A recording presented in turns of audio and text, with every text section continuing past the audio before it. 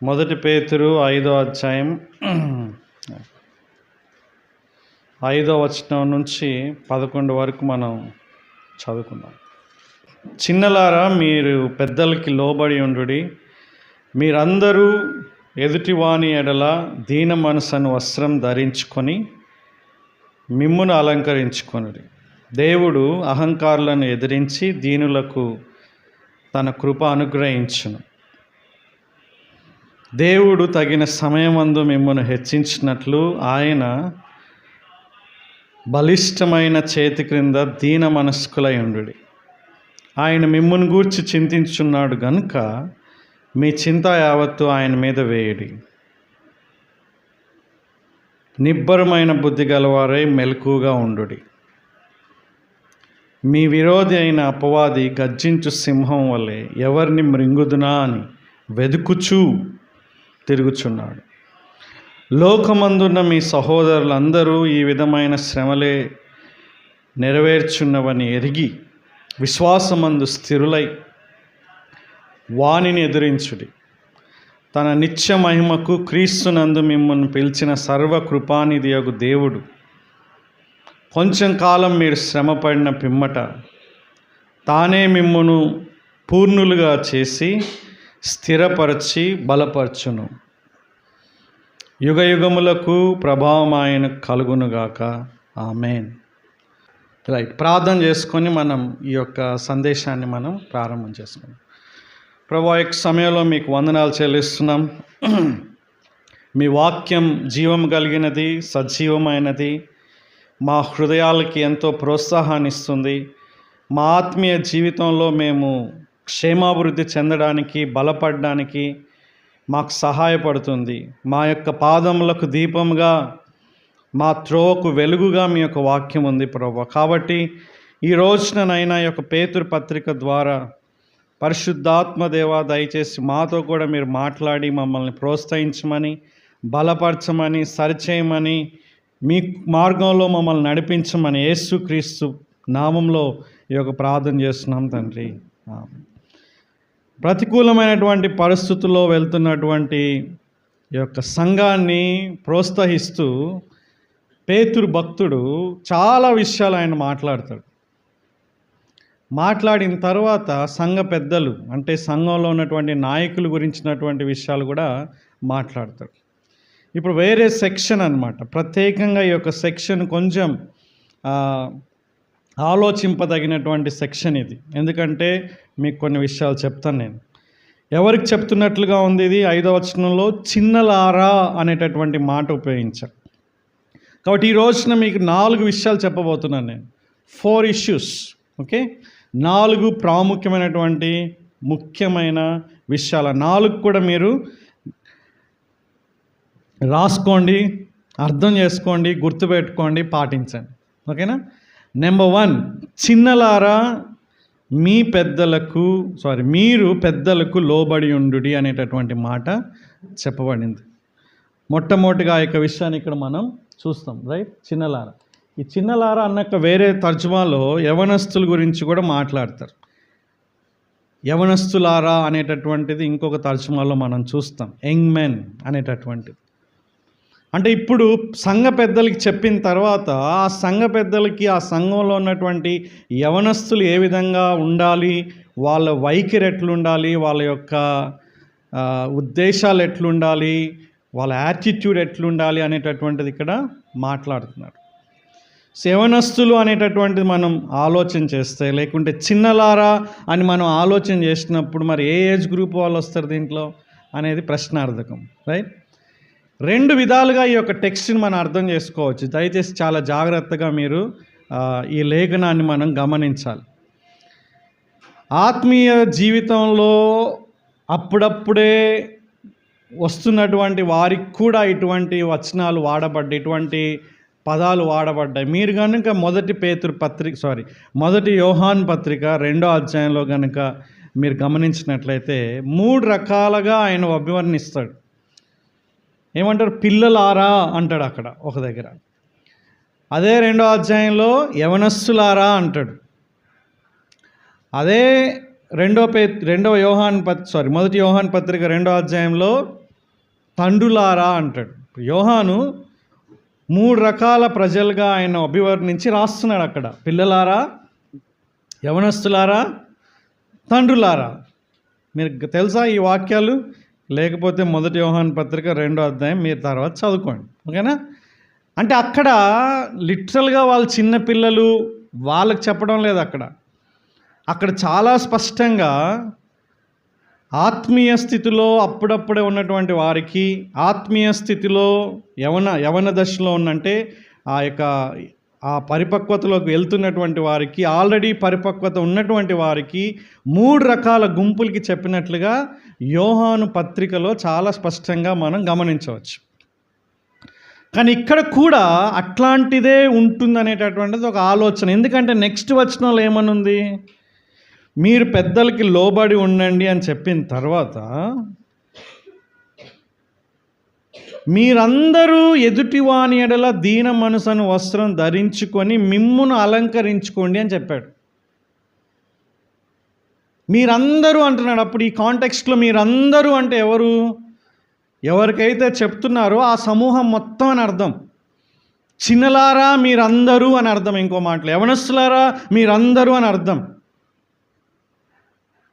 ఒకవేళ ఆ విధంగా తీసుకున్నప్పుడు 1 యోహాను పత్రికలో తీసుకున్నట్లుగా దీంట్లో తీసుకోవడానికి కష్టమవుతుంది. ఎందుకంటే మీరందరూ అంటున్నాడు ఇక్కడ. అంటే యవనస్తులుగా ఉన్న మీరందరూ కూడా అంటున్నాడు. అంటే భౌతికపరమైన యవనస్తుల గురించి మాట్లాడుతున్నాడా, ఆత్మీయ స్థితిలో ఉన్నటువంటి యవనస్తుల గురించి మాట్లాడుతున్నాడా ఇక్కడ అనేటటువంటిది ఆలోచన చేయాలి. కాబట్టి 2 వాదనలు ఉన్నాయి. అది భౌతికపరమైన యవనస్తులైనా, ఆత్మీయ స్థితిలో ఉన్న యవనస్తులైనా సరే. ఒకవేళ భౌతికపరమైన యవనస్తులైతే కొంత గుంపు వస్తుంది. అంటే సంఘంలో ఉన్నటువంటి వాళ్ళలో టీనేజ్, యూత్ వీళ్ళందరూ కూడా ఒక గుంపులో వస్తారు, వృద్ధులు కాకుండా. వాళ్ళందరికీ ఉన్నటువంటి యాటిట్యూడ్ గురించి మాట్లాడుతున్నారు. ఒకవేళ ఇది సంఘం మొత్తానికి అనుకున్నా కూడా ప్రాబ్లం ఏం లేదు. విషయం ఏంటంటే, ఇది భౌతిక సంబంధమైన యవనస్తులకు చెప్పినా, ఆత్మ సంబంధమైనటువంటి యవనస్తులకి, ఆత్మీయంగా యవన దశలో ఉన్నటువంటి వారికి చెప్పినా అందరికీ వర్తిస్తుంది. ఎందుకంటే మిగతా వచనాలన్నీ కూడా దానికి ముడిపడి ఉన్నాయన్నమాట, ఓకేనా?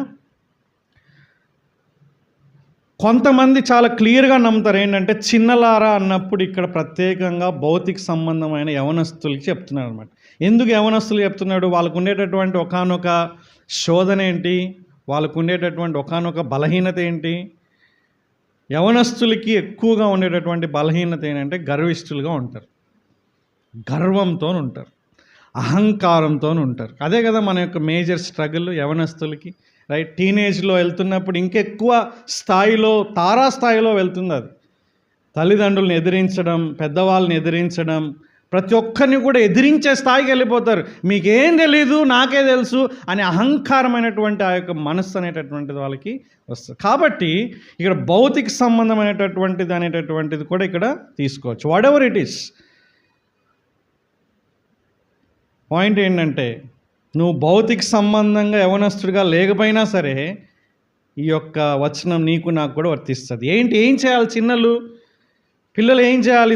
పిల్లలు కాదు, చిన్నలారు, యవనస్తులు ఏం చేయాలి? ఇక్కడ పెద్దలకి లోబడి ఉండుడి అంటున్నాడు. మీరు పెద్దలకి లోబడాలి. పెద్దలు అన్నప్పుడు ఎవరు ఇక్కడ? ప్రెస్బిటరోస్ అంటే ఏంటి? నిజంగా పెద్దలకి అనేటటువంటి అర్థం కూడా వస్తుంది. కానీ ఈ సందర్భంలో పెద్దలకు అన్నప్పుడు సంఘ నాయకుల గురించి మాట్లాడుతున్నాడు. ఎట్లా చెప్పవచ్చు మనం? అది 5వ అధ్యాయం 1వ వచనం నుంచి 4 వరకు ఎవరి గురించి మాట్లాడారు?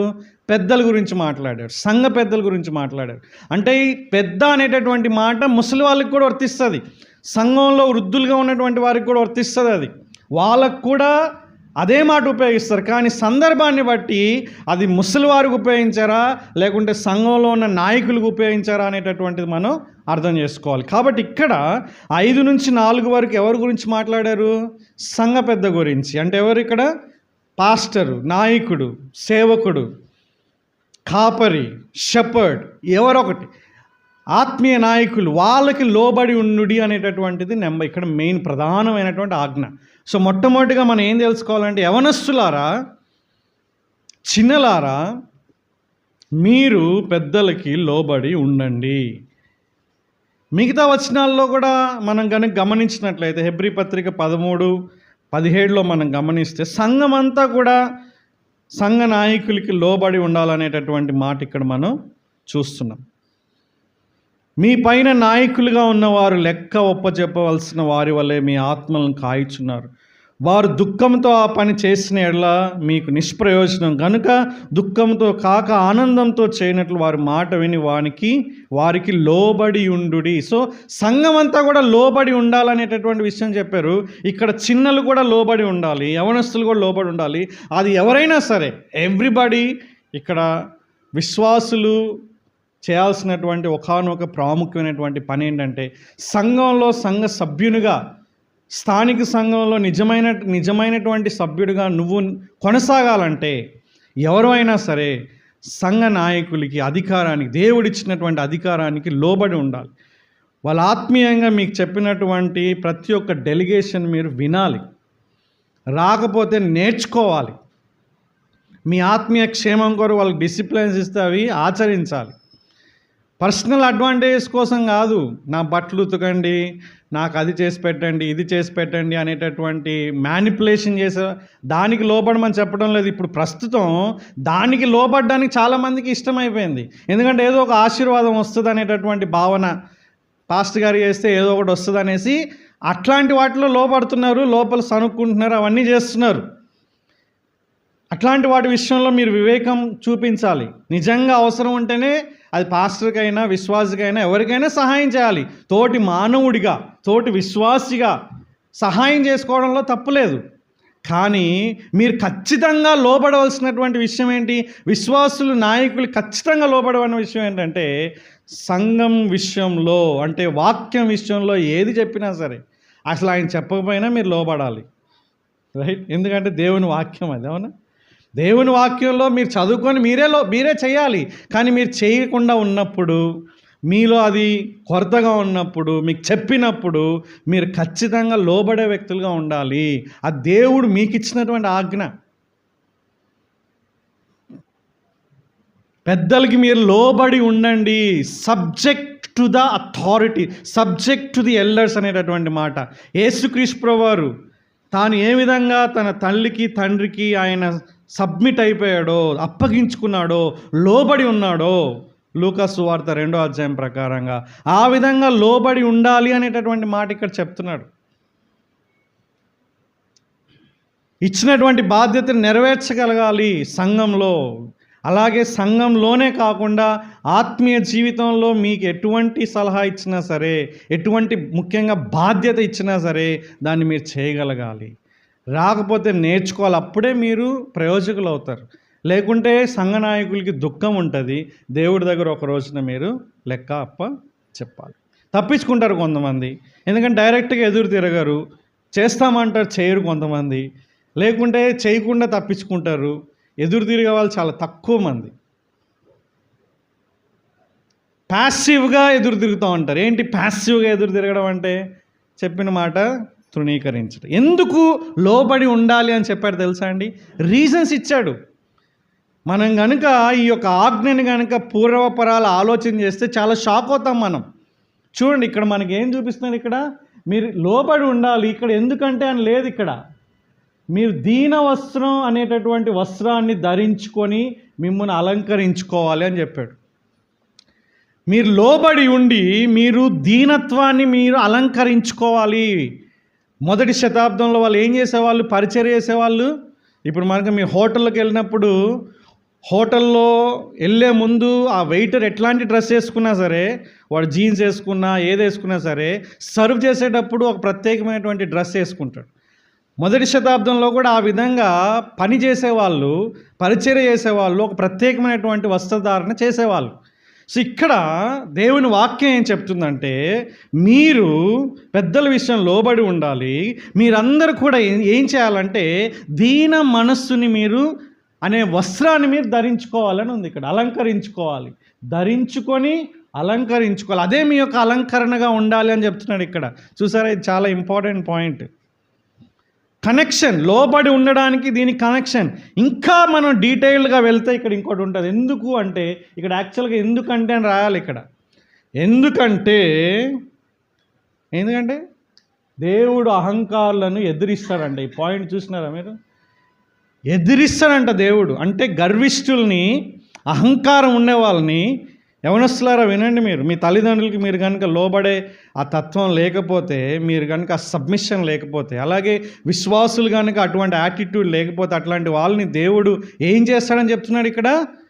దిస్ ఈజ్ ద ఓన్లీ అంటే రెఫరెన్స్ మనం చూస్తే, అంటే దేవుడు ఎదిరించేటటువంటి వ్యక్తి ఎవరైనా ఉన్నారా, ఇదే మాట మళ్ళీ మనకి వాడబడింది. మనం ఒకరిని ఎదిరించాలి, రైట్? అది మనం వస్తాం దాని గురించి. మనం ఎవరిని, ఒక వ్యక్తిని ఎదిరించాలి. ఇక్కడ మనం 9వ వచనంలో ఆ యొక్క మాటలు కనిపిస్తాయి. విశ్వాసమందు స్థిరులై వానిని ఎదిరించుడి అనేటటువంటి మాట. మనం ఎదిరించాలి, కానీ ఫస్ట్ దేవుడు ఎదిరించే వాళ్ళని కనిపిస్తుంది ఇక్కడ. ఎవరు ఇక్కడ ఎదిరించడం అంటే అర్థమైంది తెలుసా? వ్యతిరేకించడం, అపోజ్ చేయడం. ఒక సైన్యం ఎవరైనా సరే ఇట్లా వచ్చినప్పుడు వాళ్ళని అడ్డుకొని వాళ్ళని పడేయడం అనమాట అవతలకి. సో దేవుడు చేసినటువంటి పని ఎవరిని చేస్తాడు అన్నప్పుడు చూస్తున్నారు, అహంకారులని, గర్విష్ఠుల్ని, ఇంకో మాటలో దీనత్వం లేనటువంటి వారిని, దీన మనస్సు లేనటువంటి వారిని. మనం లాస్ట్ టైం కూడా చూసుకున్నాం, దీన మనస్సు అంటే ఏంటి? దీన స్వరం కాదు, ఓకేనా? మౌనంగా మెల్లగా మాట్లాడడం కాదు. మీరు కనుక కొంతమందిని చూస్తే చాలా డిప్లొమాటిక్గా ఉంటారు వాళ్ళు. ఎంత డిప్లొమసీ అంటే వాళ్ళు ఎంత దీనత్వం ఉంది అనుకుంటాం వాళ్ళ స్వరాన్ని బట్టి. స్వరాన్ని బట్టి ఒక వ్యక్తికి దీనత్వం ఉందని చెప్తే చాలా మనం మోసపోతున్నాం. మనం చాలా సాఫ్ట్గా మాట్లాడేటటువంటి చాలామందిలో కూడా భయంకరమైనటువంటి గర్వం, అహంకారం ఉంటుంది అనమాట. ఏంటి అహంకారం అంటే? లెక్క చేయకపోవడం, ఎదిరించడం, వ్యతిరేకించడం, ఒప్పుకోకపోవడం, లోబడకపోవడం అన్నమాట. యవనస్తులు మీకు ఉండకూడదు, విశ్వాసులుగా మీకు ఉండకూడదు, అలాగే ఎవరికైనా సరే ఈ యొక్క యాటిట్యూడ్ ఉండకూడదు. ఇక్కడ పర్టికులర్గా ఈ లోబడేటటువంటి విషయంలో చెప్పబడినటువంటి 2 మాటలు ఇవి.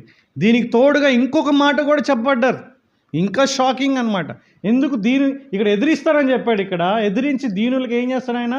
కృప ఇస్తాడు. దేవుని యొక్క కృప నువ్వు పొందుకోవాలంటే నీలో ఉండవలసినటువంటి అత్యంత ప్రాముఖ్యమైన లక్షణం ఏదైనా ఉందా అంటే humility. It's not your money, it's not 40 days fasting. నువ్వు ఏదో చేసి దేవుని యొక్క కృపను పొందుకున్నావు అంటే అది అసాధ్యమైనటువంటి పని, అనవసరమైనటువంటి పని. ఇప్పుడు అటువంటి ప్రలోభాలు కనిపిస్తూ ఉన్నారు చాలా సంఘాలలో. చాలా దయనీయమైనటువంటి పరిస్థితి.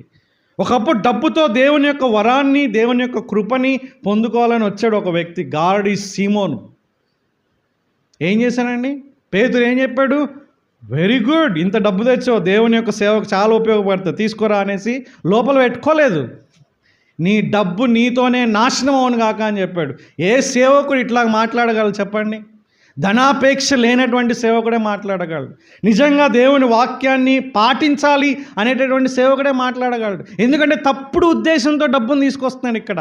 దేవునికి నిజంగా హృదయపూర్వకంగా, జాయ్ఫుల్గా, ఇష్టపూర్వకంగా, ధారాళంగా, సనుక్కోకుండా ఇవ్వడాన్ని మనం తీసుకోవాలి, దేవుని సేవ ఖర్చు పెట్టాలి. కానీ ఇక్కడ దుర్లాభాపేక్షతో, డబ్బుతో దేవుని యొక్క శక్తిని కొనాలని, దేవుని యొక్క వరాన్ని కొనాలని వచ్చినటువంటి వ్యక్తిని పేతురు ఏమంటున్నాడు? నీ డబ్బు నీతో నాశనం అయిపోవాలంటున్నాడు.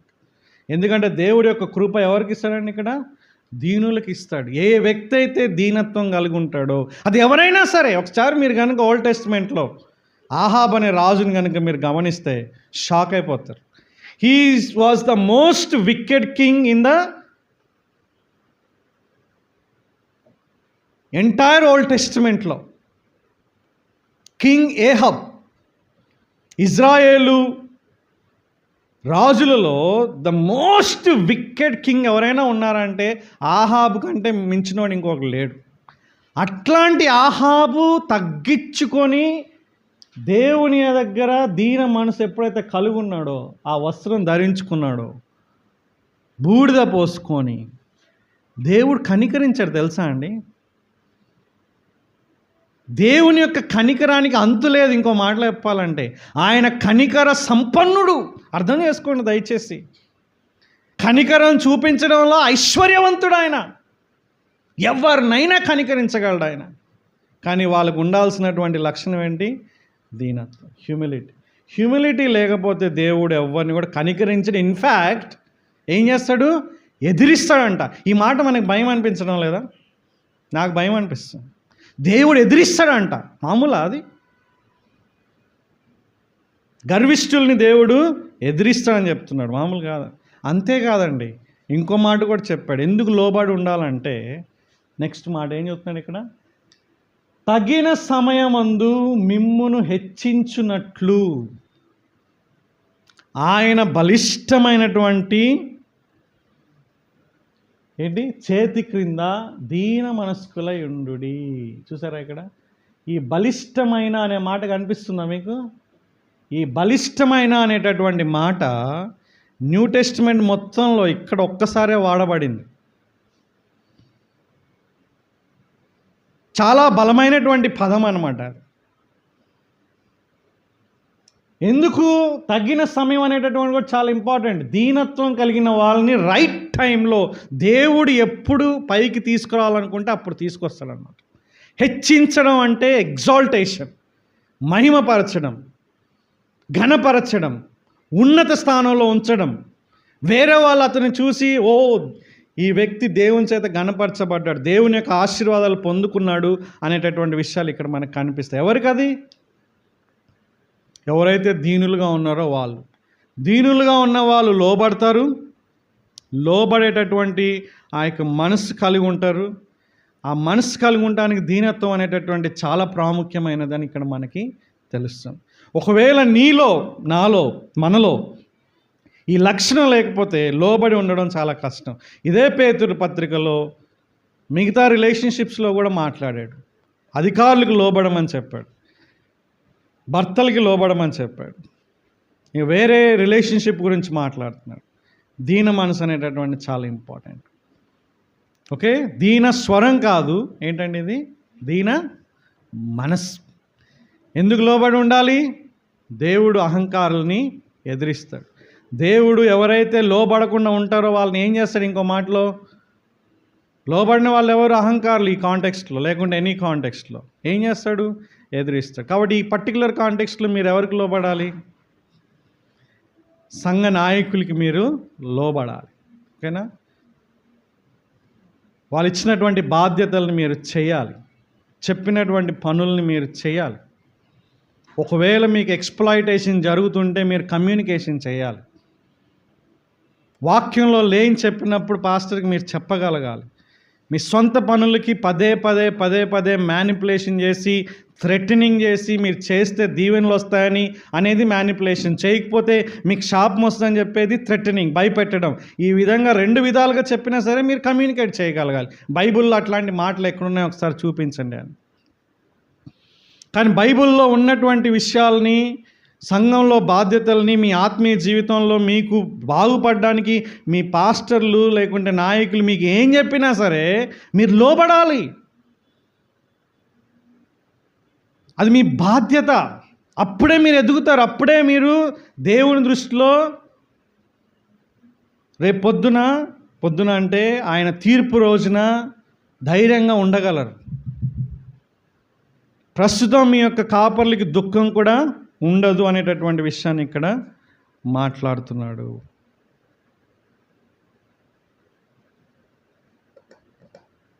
రైట్? ఈ హెచ్చించడం అనేటటువంటి మాట చాలా ఇంపార్టెంట్. దేవుడు తగిన సమయం మంది హెచ్చిస్తాడని చెప్పాడు కదా. ఖచ్చితంగా 100% హెచ్చిస్తాడని వాగ్దానం కాదు ఇది. దయచేసి అర్థం చేసుకోండి. తగిన సమయం మందు దేవుడు హెచ్చిస్తాడంటే ఈ లోకంలో ఖచ్చితంగా 100% నాకు దేవుడు హెచ్చిస్తాడు అనేటటువంటి వాగ్దానం కాదు. ఈ లోకంలో హెచ్చించవచ్చు, లేకుంటే పరలోకంలో అయినా హెచ్చించవచ్చు. మూల భాషలో ఈ పదం హెచ్చించడం, దేవుడు హెచ్చిస్తాడు అనేటటువంటి పదం, దేవుడు ఎగ్జాల్ట్ చేస్తాడు అనేటటువంటి యొక్క క్రియాపదం, అది ఖచ్చితమైనటువంటి వ్యాకరణంలో రాయబడాలి. అంటే అర్థం ఏంటంటే ఇది ఖచ్చితంగా జరుగుతుంది అని చెప్పడం లేదు. దేవుడు మీరు దీన మనసు కలిగి ఉంటే మిమ్మల్ని ఖచ్చితంగా హెచ్చిస్తాడు ఆయన అని దేవుడు వాగ్దానం ఇవ్వడం లేదు. ఈ యొక్క వాగ్దానం తగిన సమయం మందు హెచ్చించడం అనేటటువంటిది ఈ లోకంలో అయినా జరుగుతుంది, పరలోకంలో అయినా జరుగుతుంది. ఈ లోకంలో ఖచ్చితంగా జరుగుతుందని మాట ఇస్తలేడు. అందుకే కొన్నిసార్లు కొంతమంది దీనత్వం కలిగినటువంటి వాళ్ళని మనం చూసినప్పుడు, వాళ్ళ సేవ చూసినప్పుడు, వాళ్ళ జీవితం చూసినప్పుడు, ఆ విశ్వాసి యొక్క జీవితం చూసినప్పుడు మనకేం కనిపించకపోవచ్చు. ఇక్కడ ఒకవేళ లేకపోతే పరలోకంలో ఇంకా చాలా గ్రాండ్గా ఉంటుందని అర్థం చేసుకోవాలి మనం. కానీ అది మటుకు ఇది వాగ్దానం ఉంది, ఈ లోకంలో ఖచ్చితంగా నెరవేరుదని. దయచేసి మనం దాన్ని అర్థం చేసుకోవాలి. ఓకేనా? తగిన సమయం అనేటటువంటిది కూడా చాలా చాలా ఇంపార్టెంట్. అది దేవుని యొక్క సమయం, నీ సమయం, నా సమయం కాదు. మ్యూచువల్ ఫండ్లో 10 సంవత్సరాలు పెడితే నాకు ఇంత వస్తుంది, 20 సంవత్సరాలు పెడితే ఇంత వస్తుంది, 30 సంవత్సరాలు పెడితే ఇంత వస్తుంది, నేను దీనత్వం 10 సంవత్సరాలు ఉంటే దేవుడు నన్ను హెచ్చిస్తాడు, అట్లా ఏం లేదండి. ఓకేనా? దేవుడు తగిన సమయం అనేటటువంటిది ఆయన చేతిలో ఉంది. ఎప్పుడు హెచ్చించాలి అనేటటువంటిది ఆయన చేతిలో ఉంది. ఎప్పుడు నీకు అభినందించాలి, ఎప్పుడు నీ యొక్క దీనత్వాన్ని బట్టి దేవుడు ప్రశంసించాలి, అభినందించాలనేది ఆయన చేతిలో ఉంది. తగిన సమయం అంటే అదనమాట. అర్థమవుతుందండి? ఈ లోకంలో ఖచ్చితంగా జరుగుతుందని కాదు. ఓకే, నెంబర్ 1 మనం ఏం చూసుకున్నాం ఇప్పుడు? లోబడి ఉండాలి. ఎవరు? మీరందరూ. ముఖ్యంగా ఎవరు? యవనస్తులు. అర్థమవుతుందా? ఇక్కడ బైబిల్లో లేనటువంటి అనేది తప్పు. ఈ యొక్క పేతురు పత్రికలో లేనటువంటి ఇంకో పదం చెప్తున్న యవనస్తులకి, మీ తల్లిదండ్రులకి మీరు లోబడి ఉండాలి. యేసుక్రీస్తు ప్రభువు మనకి మాదిరి. ఓకేనా?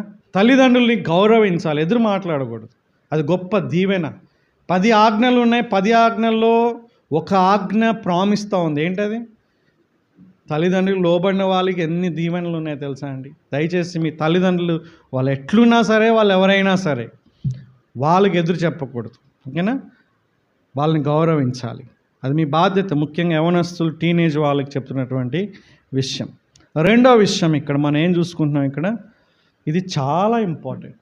యాక్చువల్గా మనం వేరేగా రాయాలి, కానీ రెండోది ఏంటంటే, మీరు ఏ విషయంలో కూడా చింతించకూడదు. రెండో విషయం ఏంటి? ఇక్కడ చూసినారా మీరు? ఆయన మిమ్మల్ని గూర్చి చింతించుచున్నాడు గనుక మీ చింత యావత్తు ఆయన మీద వేయుడి. సో ఇప్పుడు మన రెండో విషయం ఏంటంటే, మన చింత యావత్తు ఆయన పైన వేయాలి, చింతించకూడదు కాదు. యాక్చువల్గా మన చింత యావత్తు మొత్తం కూడా ఆయన పైన వేయాలి అని చెప్తున్నాడు. అది ఆజ్ఞ ఇక్కడ. ఓకే, చాలా ఇంపార్టెంట్ ఆజ్ఞ ఇక్కడ ఇవ్వబడింది.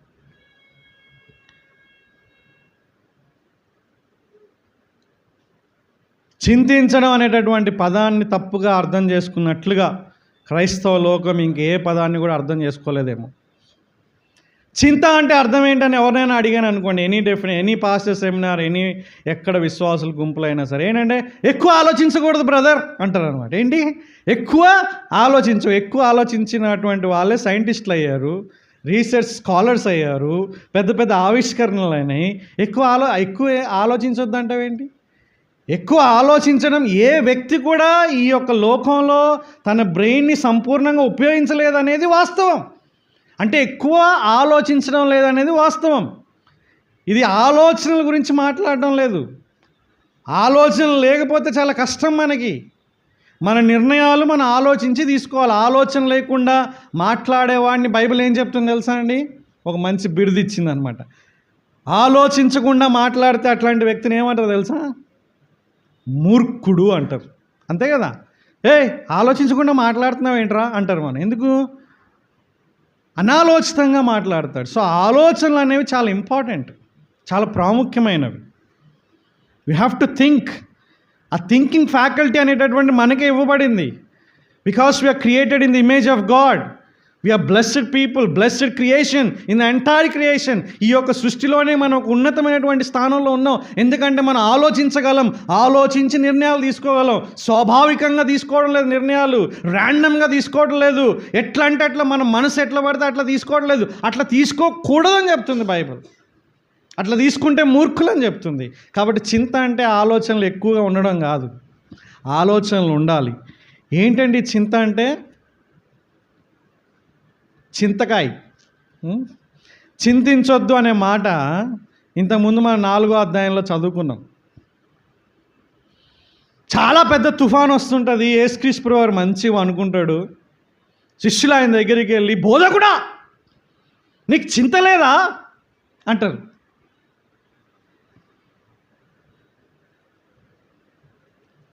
చింత గురించి ఎంత సందేహాలు ఉన్నాయో తెలుసా అండి. వాస్తవానికి నా యొక్క డెఫినేషన్ ఏంటంటే, నేను మీకు ఇచ్చే డెఫినేషన్, చింత అంటే ఏంటి తెలుసా? మీరు రాసుకోండి, మీరు దయచేసి మీ మైండ్లో అన్నా రాసుకోండి, మీరన్నా రాసుకోండి. నిరీక్షణ లేని ఆలోచనలు. మీరు రాసుకోకపోతే మీరు మర్చిపోతారు, నాకు తెలుసు. ఎందుకంటే ఇది 100 సార్లు చెప్పిన ఈ మాట.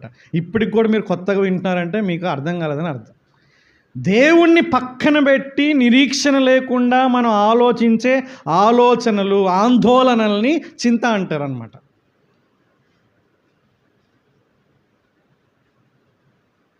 ఏమైపోతుందో ఏమో, నా పరిస్థితి ఏంటో అని, అంటే ఆ బాక్స్లో దేవుణ్ణి తీసేస్తాం. నిరీక్షణ ఉండదు, హోప్ ఉండదు. Hopeless thinking is called worry. చింతన ఏమంటారంటే వరీ అంటారు ఇంగ్లీష్లో.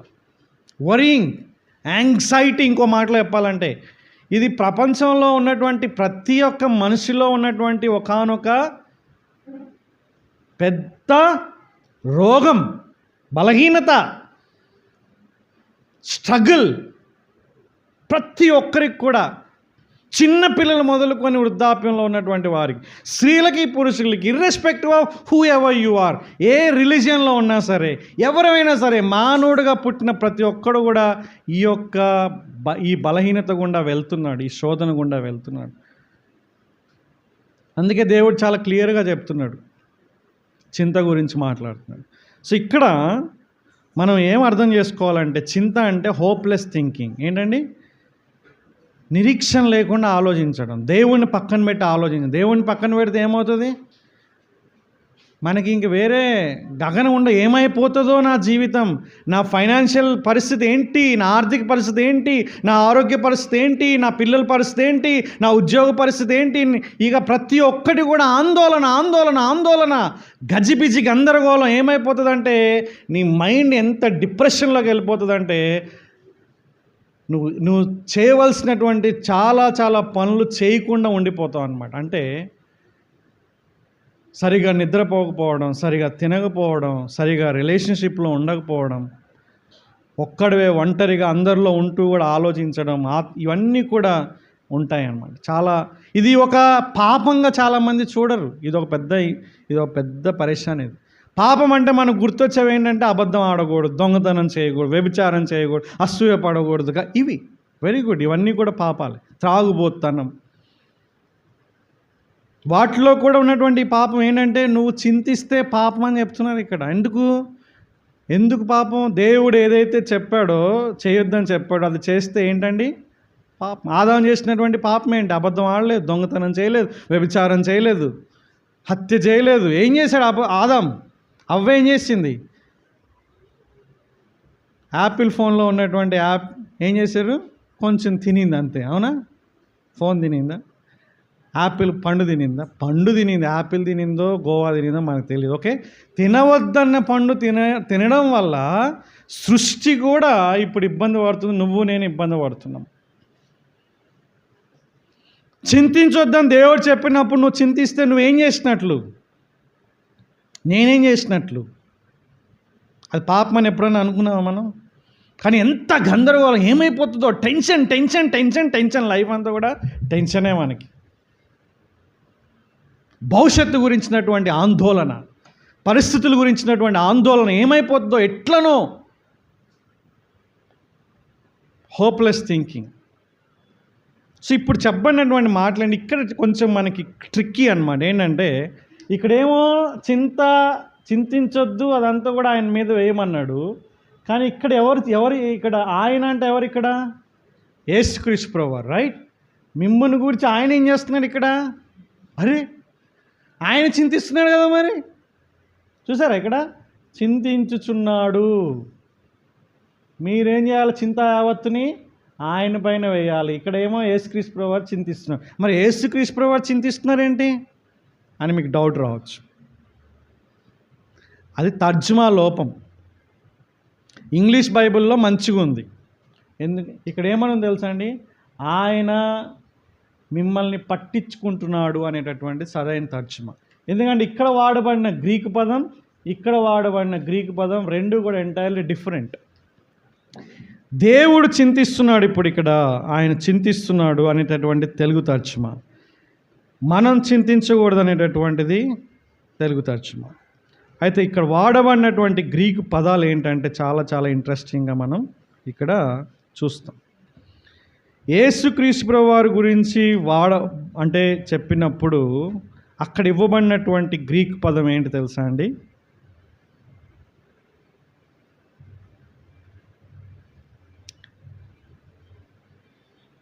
మెలాయ్ అనేటటువంటి గ్రీక్ పదం వాడారు.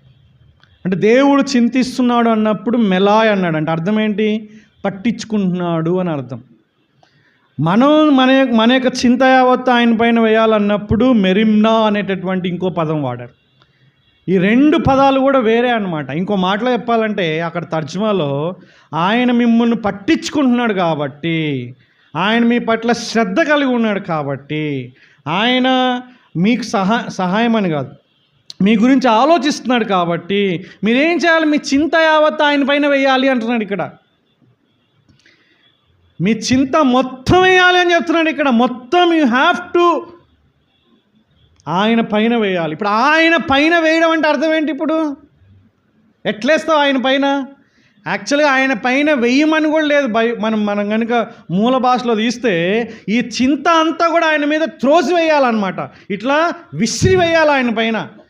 చింతని మొత్తం ఏం చేయాలి? మనలో ఉన్నటువంటి చింతనంతా తీసుకెళ్ళి ఆయన పైన విసిరేయాలి ఇట్లా. అది మనం చేయాల్సినటువంటి పని.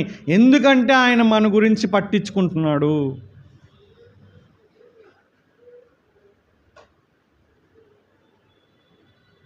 అర్థమవుతుందా? యేసుక్రీస్తు ప్రభువారి చింత గురించి చాలా అద్భుతమైనటువంటి విశ్లేషణ ఇచ్చాడు. మత్తయి సువార్త 6వ అధ్యాయంలో ఆ యొక్క మాటలు మనకి కనిపిస్తాయి. చాలా ఇంట్రెస్టింగ్ మాటలు ఇవి మీరు కంఠస్థం చేయాల్సినటువంటి మాటలు వాస్తవానికి. రైట్, 6వ అధ్యాయంలో ఈ మాటలు చెప్తున్నాడు. చింత గురించి మాట్లాడుతున్నాడు అన్నమాట. చింతించడం వల్ల ఏం జరుగుతుంది అనేటటువంటి మాటలు ఇక్కడ మాట్లాడు.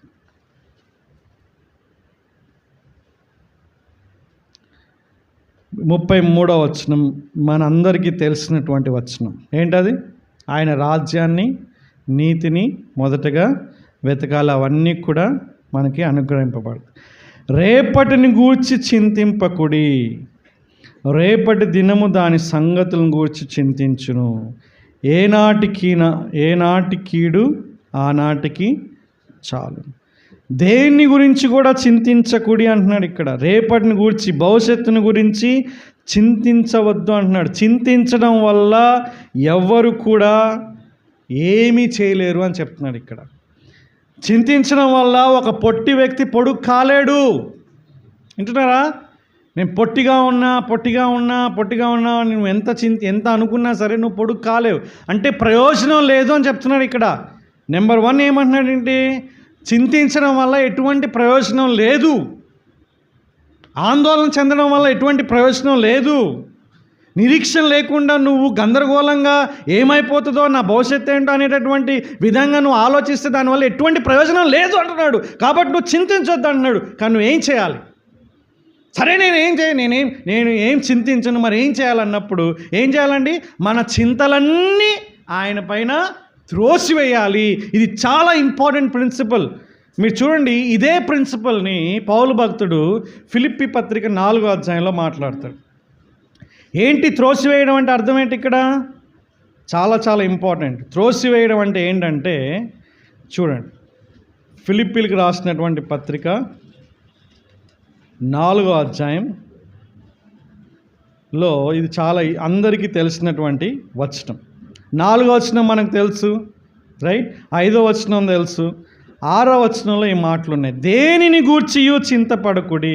ఇక్కడ ఆజ్ఞ ఇచ్చారు మళ్ళీ. దేన్ని గూర్చి కూడా, రేపటిని గూర్చి చింతించొద్దు, దేన్ని గూర్చి కూడా చింతించొద్దు. దేన్ని అన్నప్పుడు దేనిని? ఆరోగ్య పరిస్థితి అయినా, ఆర్థిక పరిస్థితి అయినా, బాంధవ్యాల పరిస్థితి అయినా, భవిష్యత్తు పరిస్థితి అయినా, అది ఏదైనా, ఉద్యోగ పరిస్థితి అయినా, ఏదైనా సరే దేన్ని గురించి కూడా చింతించొద్దు అంటే చింతించొద్దు. ఏం చేయాలి ఇప్పుడు? మనం ఏం చేయాలి? ఆయన పైన వేయాలన్నాను కదా. వేయడం అంటే ఏంటో ఇక్కడ చెప్పాడు. ఇక్కడ చూడండి, చాలా ఇంపార్టెంట్. ప్రతి విషయంలోనూ ప్రార్థన విజ్ఞాపనముల చేత కృతజ్ఞతాపూర్వకంగా మీ విన్నపములు దేవునికి తెలియజేయుడి. ఏం చేయాలి మనం? వేయడం అంటే అర్థం ఏంటి? ప్రతి ఒక్క ఆందోళనని, చింతని ఏం చేయాలా? దేవుడి దగ్గర, దేవుడి పాదాలు పెట్టాలి. అంటే ఆయనకి మనం సమర్పించాలి, ఆయనకి చెప్పుకోవాలి, ఆయన దగ్గర విన్నపించుకోవాలి. ప్రతి ఒక్కటి ఆయనకి తెలియజేయాలి మనం. నీకు ఏదైతే బాధ ఉందో, ఆందోళన ఉందో, భయం ఉందో, వేదన ఉందో, లేకుంటే ఆ యొక్క అవన్నీ ఉన్నాయి, అవన్నీ కూడా ఆయనకి చెప్పాలి. మనం ఖచ్చితంగా చేయాల్సినటువంటి పని ఇది. మనం ఏం చేస్తాం? జనరల్గా ఎవ్వరు దేవుడికి చెప్పం. కొన్నిసార్లు మనుషులు చెప్పుకుంటాం. కొన్నిసార్లు ఏం ప్రయోజనం? ఇంకా చింతలోకి నడిపిస్తారు మనల్ని. కొన్నిసార్లు మనుషులు చెప్తే ఏమి జరుగుతుంది? మీ చింత అధికమగును, మీ చింత అభివృద్ధి అవును. ఎందుకంటే వాళ్ళు ఇంకా హోప్, అవునా అయ్యా క్యాన్సర్ ఇదో, ఇంకా రకరకాల క్యాన్సర్లు చెప్తారు. తర్వాత నువ్వు ఇన్ని సంవత్సరాలు బతుకుతావు అనుకుంటావు, కానీ క్యాన్సర్ వచ్చి అప్పుడప్పుడే పుట్టుకుని పోయిన వాళ్ళ గురించి నీకు చెప్తారు. అంటే ఇవన్నీ వాళ్ళు నీకు యాడ్ చేసినప్పుడు ఏం జరుగుతుంది? నీ చింత అధికమవును. కొన్ని సందర్భాల్లో చెప్పినప్పుడు వినేటటువంటి వాళ్ళు పరిపక్వత కలిగి ఉంటే అప్పుడు కొంచెం నీకు రిలీఫ్ ఉండొచ్చు. వాళ్ళు విని అర్థం చేసుకొని గమ్మున ఉంటారు, ఏమనరు, నెగిటివ్ చెప్పరు, నీ చింతని అధికం చేయరు. ఓకే. కానీ నువ్వు ఎక్కువగా ఈ చింతని ఓవర్కమ్ చేయాలంటే, లేకుంటే నువ్వు చింత అంటే నీ జీవితంలో ఇటువంటి పరిస్థితులు వచ్చినప్పుడు చింతించకుండా ఏం చేయాలి? మనం దేవునికి తెలియజేయాలి. ఇది చెయ్యం మనం జనరల్గా. పాస్టర్లకి చాలా ప్రాముఖ్యమైనటువంటి వచనం ఇది. ముఖ్యంగా మొదటి ఈ యొక్క వచనం చాలా ఇంపార్టెంట్. పాస్టర్లు, ప్రతి ఒక్క సంఘ కాపరి ఖచ్చితంగా పాటించవలసినటువంటి పని ఇది. ఎందుకు తెలుసా అండి? ఈ సంఘ కాపరి చేసేటటువంటి పని ఏంటంటే, ఆ కుటుంబంలో, ఈ కుటుంబంలో, ప్రతి కుటుంబంలో ఉన్న ప్రతి బాధ ఈ యొక్క పాస్టర్కే పడుతుంది అనమాట. పాస్టర్ బాధ్యత మామూలు అనుకోకండి. ఏదో ఒకసారి వాక్యం చెప్పి వెళ్ళిపోతాడు అనుకోకండి. కౌన్సిలింగ్ చేసినప్పుడు మీ బాధలే పాస్టర్ బాధలు అయిపోతాయి. మీ యొక్క బాధలు వాళ్ళపైన పడిపోతాయి. అర్థమవుతుందా అండి? వెస్ట్లో, పాశ్చాత్య దేశాల్లో ఎంతోమంది పాస్టర్లు సంపూర్ణంగా పరిచయం చేయకుండా మధ్యలోనే వదిలేసి వెళ్ళిపోయారు. డిప్రెషన్లో ఉన్నారు చాలామంది పాస్టర్లు. ఎందుకంటే ఈ యొక్క పని చేయలేదు వాళ్ళు. ఏంటిది? ఆయన పైన వేయడం లేదు. ఎవరిపైన వేసుకుంటున్నారు? సంఘంలో ఉన్న చింతలన్నీ ఎవరిపైన వేసుకుంటున్నారు? వాళ్ళపైన వేసుకుంటున్నారు. నీ పైన వేసుకోమని చెప్పలే పాస్టర్కి, లేకుంటే ఒక విశ్వాసికి నీ పైన వేసుకో, వేరే విశ్వాస యొక్క చింతలు, నీ చింతలు నీ పైన వేసుకోమని చెప్పలేదు. ఈ ప్రిన్సిపల్ చాలా ఇంపార్టెంట్ అండి. మనం కనుక ఇది కాన్షియస్గా కనుక చేస్తే, ఆయన పైన వేసినప్పుడు అంటే అర్థం ఏంటి? ఆయనకి మనం కృతజ్ఞత పూర్వకంగా మనం విన్నపం చేసుకున్నప్పుడు, ప్రతి ఒక్కటి ఆయనకి తెలియజేసినప్పుడు, ప్రతి ఒక్కటి నువ్వే ప్రభువా, నువ్వే చూసుకొని ఆయన అని యథార్థంగా కన్సిస్టెంట్గా మనం దేవుడికి తెలియజేసినప్పుడు ఈ చింతల్ని మనం ఓవర్కమ్ చేయగలం. కాబట్టి this is very important role ఇది. ఒకవేళ నేను ఆ పని చేయకపోతే నేను డిప్రెషన్లోకి వెళ్ళిపోతా. అట్లా వెళ్ళిపోయిన సందర్భాలు ఉన్నాయి. ఇట్లాంటి వాక్యంతో దేవుడు మళ్ళా గుర్తు చేస్తున్నాడు, ప్రోత్సహిస్తున్నాడు, బలపరుస్తున్నాడు. ఈ వాక్యాలు మళ్ళీ గుర్తొచ్చినప్పుడు ప్రజలు మళ్ళీ వింటున్నప్పుడు మళ్ళా నన్ను నేను సమర్పించుకొని ఏం చేయాలి? నాకున్న ప్రతి చింతని, ముఖ్యంగా సంఘపరంగా ఉన్న ప్రతి చింతని ఏం చేస్తున్నాను? నేను దేవుడి పైన వేసా. నీకున్నటువంటి ప్రతి ఒక్క చింతని దేవుడి పైన వేసేయాలి, తోసేయాలి, ఇంకా విసిరివేయాలి. ఇంకో మాటలు చెప్పాలండి, విసిరివేయడం అంటేనే అర్థం చెప్తున్నాడు ఇక్కడ. ఏంటది?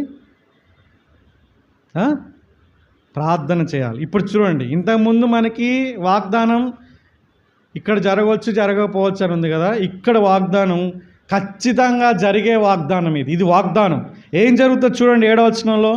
ఇది మటుకు నెరవేరుతుందండి. అప్పుడు, రైట్, అప్పుడు సమస్త జ్ఞానమునకు మించిన దేవుని సమాధానం యేసుక్రీస్తు వలన మీ హృదయములకును మీ తలంపులకును కావలి ఉండును. నీ ఎమోషన్స్, నీ ఆలోచనలు, థింకింగ్, ఈ రెండిటికి కూడా దేవుని యొక్క సమాధానం ఏం చేస్తుంది? నిన్ను ఒక కావలివాడు ఏ విధంగా అయితే పట్టణాన్ని కాపాడుతూ ఉంటాడో, కావలివాడు ఏ విధంగా అయితే ఒక వాచ్మెన్ ఒక అపార్ట్మెంట్ని కాపాడుతుంటాడో, ఆ దొంగల నుంచి లేకుంటే దోపిడీల నుంచి కాపాడుతుంటాడో, దేవుని యొక్క సమాధానం నీ తలంపులకి నీ యొక్క ఆలోచనలకి కావలి ఉంటుంది. అంటే నువ్వు ఎప్పుడైతే నీ విన్నపాలన్నీ దేవుడికి తెలియజేస్తావో, ప్రతిసారి ఆయన దగ్గరికి వెళ్ళి మొరపెడతావో ఏం జరుగుతుందండి? దేవుని యొక్క సమాధానం నీకు వస్తుంది. అంటే నీ చింత కనుమరుగైపోతుంది. పరిస్థితులు మారకపోవచ్చు, పరిస్థితులు అట్లనే ఉండొచ్చు. వింటున్నారా? ఇది చాలా ఇంపార్టెంట్. దేవుని యొక్క సమాధానం వస్తుంది అన్నప్పుడు నీ పరిస్థితులు మారుతాయని చెప్పలేదు ఇక్కడ. నీ పరిస్థితులు అట్లనే ఉండొచ్చేమో, దేవుడు తగిన సమయంలో మారుస్తాడు, అది సెకండరీ ఇష్యూ. కానీ ఏం జరుగుతుందంటే దేవుడు నీకు సమాధానం ఇస్తాడు. లాస్ట్ 31 సుగుణాండి చెప్పిన సాక్ష్యంలాగా పరిస్థితులు అంటే ఆ యొక్క ప్రతికూలంగా ఉన్నా సరే దేవుని యొక్క ఆనందం, దేవుని యొక్క సమాధానం, దేవుని యొక్క నిరీక్షణ, నెమ్మది అవన్నీ కూడా మనం ఎక్స్పీరియన్స్ అవుతాం. ఎప్పుడైతే ప్రతిరోజు నువ్వు నీ చింతల్ని దేవుడికి తెలియజేసుకున్నప్పుడు దేవుని సమాధానం మనకు వస్తుంది. ఇది ఖచ్చితమైన వాగ్దానం, గ్యారంటీ ప్రామిస్. ఇది అర్థమవుతుందా? ఆ హెచ్చించడం నీకు గ్యారంటీ కాకపోవచ్చు, కానీ ఇది గ్యారంటీ. ఇది నా జీవితంలో అనేకసార్లు నేను ఎక్స్పీరియన్స్ అయినటువంటి వాగ్దానం, నీ జీవితంలో నువ్వు ఎక్స్పీరియన్స్ అవ్వగలిగినటువంటి వాగ్దానం ఇది. కానీ మనం చేయాల్సినటువంటి పని ఇదే, కానీ ఇది చేయం మనం. చింత మన పరిస్థితులు మనకి ప్రతికూలంగా ఉన్నప్పుడు, పరిస్థితులు మన చేజారిపోయినప్పుడు మనం ఏం చేస్తామండి? సొంతగా ప్రయత్నం చేస్తాము, మనుషుల సహాయం వెతుకుతాం, కానీ ఇక్కడికి వెళ్ళాం మనం. తల్లిదండ్రులు పిల్లలను గురించి మీకున్న ప్రతి చింతను దేవుడికి తెలియచేయాలి. పిల్లలు కూడా తల్లిదండ్రుల గురించినటువంటి ప్రతి ఒక్కటి దేవునికి తెలియజేయాలి. కొన్నిసార్లు మీరు మాట్లాడలేకపోవచ్చు, మీరు కమ్యూనికేషన్ చేయలేకపోవచ్చు. వార్ రూమ్ మూవీ చూసారా మీరు? మనం అంతా వేరే మూవీసే. వార్ రూమ్ అనేటటువంటిది మంచి మూవీ అన్నమాట, చూడండి. వీలైతే నెక్స్ట్ వీక్ పెడదాం ఇక్కడ. మనకి ప్రొజెక్టర్ వచ్చింది కదా, next week war room movie పెడతాం. దాంట్లో ఏంటి? చిన్న పాప, భార్యాభర్తల మధ్యలో సంబంధం తెగిపోతుంది. అక్రమ సంబంధం వల్ల వాళ్ళది ఎలా విడిపోయేటటువంటి పరిస్థితికి వచ్చినప్పుడు ఈ పాప గమనించి దేవుని యొక్క శక్తి ప్రార్థనలో ఉందనే విషయాన్ని తను కూడా గ్రహించి వాళ్ళ అమ్మని ఆదర్శంగా తీసుకొని తన పైన డైరీలో కొన్ని విన్నపాలు రాసుకొని కంటిన్యూగా ప్రార్థన చేయడం చేస్తుంది. అప్పుడు దేవుడు తనకి ఆ యొక్క ప్రార్థనలకు సమాధానం ఇవ్వడం, తన యొక్క చింతల్ని తీసివేయడం అనేటటువంటిది అక్కడ మనం చూస్తాం. ఇంతకుముందు చెప్పినట్లుగా పాస్టర్లు ఇది ఖచ్చితంగా చేయవలసినటువంటి పని. ఎందుకంటే చాలామంది కౌన్సిలింగ్ చేస్తారు, ఆ భారం తన పైన పడుతుంది. కాబట్టి దయచేసి ప్రతి ఒక్క భారాన్ని కూడా దేవుని వైపున మనం వెయ్యాలి. చాలా ఇంట్రెస్టింగ్ కదండి. పాప భారాన్ని తీసివేసే దేవుడే, మనకున్న ప్రతి భారాన్ని తీసివేసేది కూడా దేవుడే. మత్తయి సువార్త 11:28 ఏముంది? ప్రయాసపడి భారం మోసుకొంచున్న సమస్త జనుల భారం. పాపం చేస్తున్నప్పుడు భారం ఉంటుంది హృదయం. పాపం చేసే ప్రతి ఒక్కరికి భారం ఉంటుంది. అది తొలగాలన్నా క్రీస్తు దగ్గరికి రావాలి. అలాగే నీకు ఈ జీవితంలో అనేకమైన భారాలు ఉంటాయి. ఇంతకుముందు చెప్పినట్లుగా ఏంటి? ఆర్థిక భారం, ఆరోగ్య భారం, సంబంధాల భారం, భవిష్యత్తు గురించిన భారం, రకరకాల పిల్లల గురించినటువంటి భారం, ఎన్నో రకాలైనటువంటి ఉంటాయి. అవన్నీ కూడా తీరాలన్న యేసుక్రీస్తు నీకు. అలాగే భార్యాభర్తలు కూడా ఖచ్చితంగా తమ భాగస్వాముల విషయంలో దేవునికి తమ విన్నపాలు తెలియజేయాలి. నీ భార్యని మాట వినకపోతే ఏం చేయాలి చెప్పు. ఇంకా వినకపోతే ఏం చేయాలి? కొట్టొచ్చా? కొట్టేవాడు అసలు భర్తేనా? భార్యలు కూడా ఏం చేయాలి? మీ భర్తలు మాట వినకపోతే చెప్పండి, అయినా వినకపోతే కొట్టండి. అవునా? ఈ మధ్య భార్యలు కూడా కొట్టేవాళ్ళుగా తయారయ్యారు. పిచ్చి లాస్ వచ్చేసినాయి కదా, కొట్టే భార్యలు తయారయ్యారు. అరిచే భార్యలు ఆల్రెడీ ఎప్పటి నుంచో మ్యానుఫ్యాక్చరింగ్ అని. సో అరవడం వల్ల, కొట్టడం వల్ల, కసిరించడం వల్ల ఎటువంటి ప్రయోజనం లేదు. ఏం చేయాలి? దేవునికి తెలియజేయాలి. కొన్నిసార్లు మనం ఫెయిల్ అవుతాం. అరిచాము, ఏం కావాలి? అరిచినప్పుడు అరిస్తే ఏం చేయాలి చెప్పండి? క్షమాపణ అడగాలి. నీ జీవితంలో నువ్వు క్షమాపణ అడిగినటువంటి లాస్ట్ తేదీ ఎప్పుడు చెప్పండి? When was the last time that you have asked forgiveness to your spouse or any other relationship? మనం బలహీనులం, మనం పర్ఫెక్ట్ అయితే మనకు చర్చ అవసరం లేదు. దయచేసి వినండి, ఇక్కడ we are all weak people, right? మనందరం బలహీనులం. మన కోసం వచ్చాడు యేసయ్య, మనల్ని క్షమించాడు, హల్లెలూయా. కానీ ఆ బలహీనతలో మనల్ని ఉంచడానికి రాలేదు, బలవంతులుగా చేయడానికి వచ్చాడు, పరిపక్వతలో తీసుకురావడానికి వచ్చాడు, క్రీస్తున కలిగిన సంపూర్ణతకి మనల్ని తీసుకెళ్ళడానికి వచ్చాడు. కాబట్టి ప్రతి బలహీనతలో మనం విజయం సాధించాలి. That should be one of our resolutions అని కూడా చెప్తాను నేను మీకు January 1st, అవునా? కాబట్టి మీరు పొరపాటు చేస్తే ఏం చేయాలి? క్షమాపణ చెప్పడం నేర్చుకోవాలి. ఎనీబడి.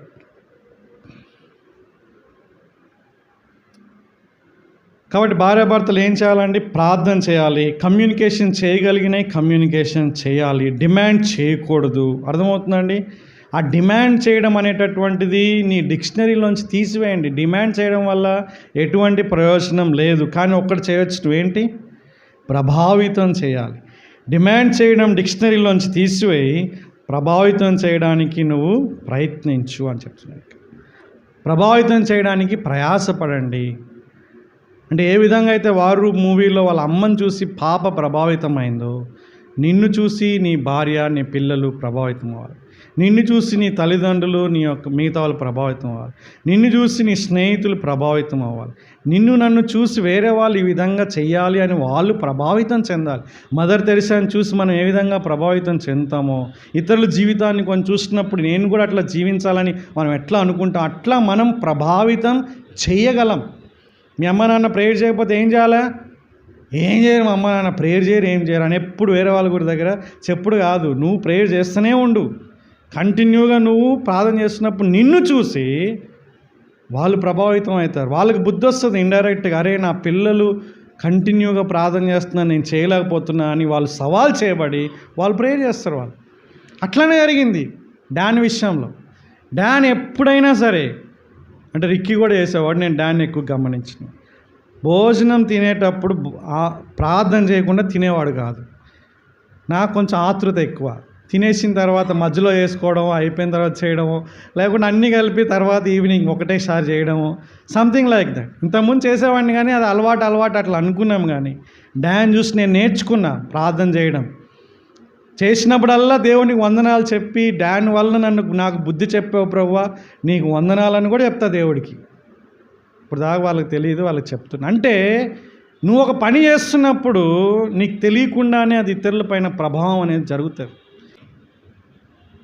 కాబట్టి యాక్చువల్గా మనం వేరే టాపిక్ వెళ్ళిపోయినట్టున్నాం. పాయింట్ ఏంటంటే మన చింత యావత్తు మనం దేవుడి పైన వేయగలగాలి. దేవుడు భవిష్యత్తు ఆయన కంట్రోలింగ్లో ఉంది. అర్థమవుతుందండి? ఆయన చేతిలో ఉంది. యాక్చువల్గా మన భవిష్యత్తు అంతా కూడా ఆయన చేతిలో ఉంది అనేటటువంటి విషయం.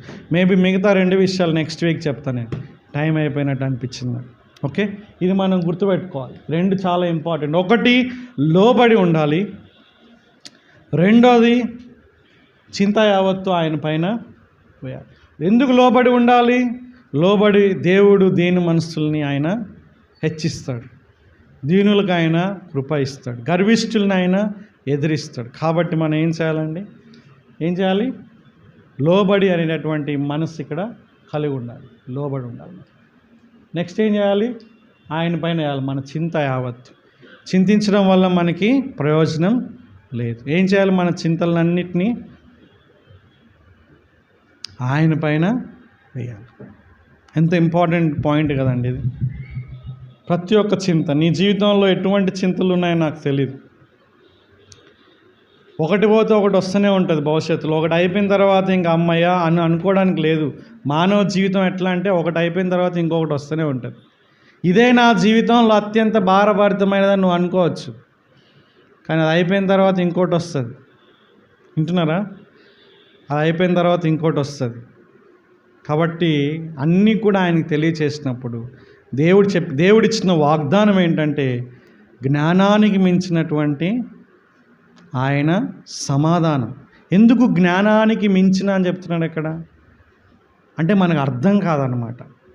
అంటే ఈ టైంలో పీస్ఫుల్గా ఉండడం అది జరగనటువంటి పని. ప్రతికూలమైన పరిస్థితుల్లో సమాధానం ఎట్టొస్తుంది? సమాధానం ఉండదు, ప్రశాంతత ఉండదు. కానీ దేవుడు ఇస్తానని చెప్తున్నాడు. ఎప్పుడు ఆయనకి తెలియజేసిన. ఒకసారి లేచి నిలబడి ఆ పాట పాడుకొని దేవుణ్ణి మనం ఆరాధన చేస్తాం.